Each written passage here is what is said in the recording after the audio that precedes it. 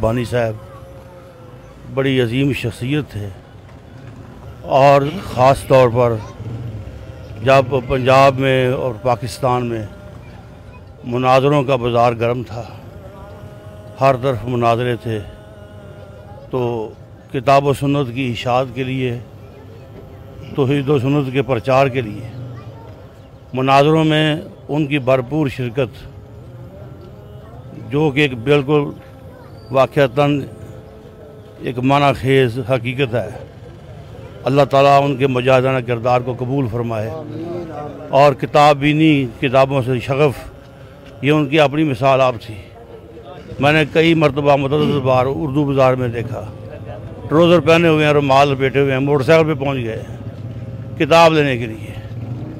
और फिर जो उन्होंने किताब लिखी है कलमा गो मुशरिक, वो किताब एक बहुत बड़ी अथॉरिटी है, और जो बहुत बड़ी एक उलझन है, वो उस उलझन का उन्होंने इजाला किया है, और असातिज़े उम्मत के हवाले देकर उस किताब का उन्होंने जो किताब तहरीर फरमाई रद्द शिरक के हवाले से, जिसका नाम रखा गया कलमा गो मुशरिक, वो वाक़अतन जो किताब है उस दौर में बड़ा फितना था।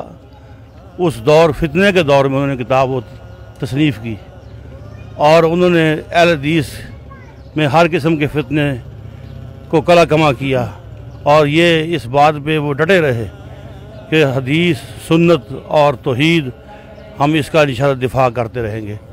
दुआ है अल्लाह ताला मरहूम की कोशिशें, मेहनतें, काविशें कबूल फरमाए, और हम दुआ गो हैं कि अल्लाह ताला मरहूम की औलाद को उनका सही जानशीन बनाए, और इस मरकज़ के तहफ़्फ़ुज़ के लिए हमें जो भी कोशिश दामे दिर में कदमे सुख ने हमें करनी हुई, हम करेंगे इंशाअल्लाह।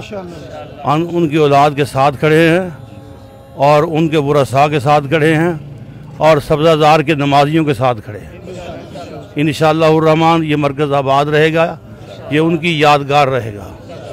जज़ाकुमुल्लाह खैर।